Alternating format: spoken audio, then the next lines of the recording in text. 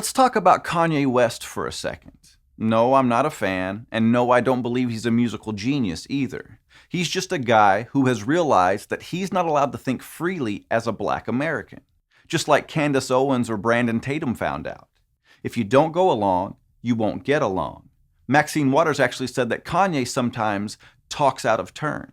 Could you imagine a white politician saying that about Taylor Swift or Madonna, or any other white person for that matter? I have never once thought that white people should agree with anything that I believe simply because of the color of my skin. How racist would I have to be to think that way?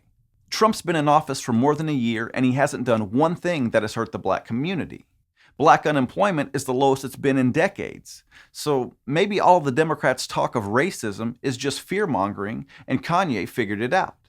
He admits that he's not necessarily a conservative and that he didn't even vote in the last election. He just wants to think for himself, which happens to be something different than what's expected of him to think by Democrats, and look at the backlash he gets.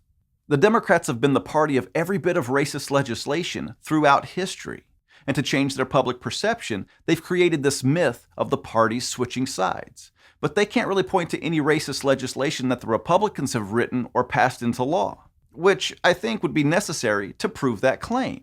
They talk about dog whistles or coded language, or voter ID laws as an example, but the majority of blacks actually support voter ID laws. I truly hope there is an awakening happening right now. Kanye said that Obama was president for 8 years and nothing changed in Chicago. The truth is, Democrats have been running Chicago since 1931.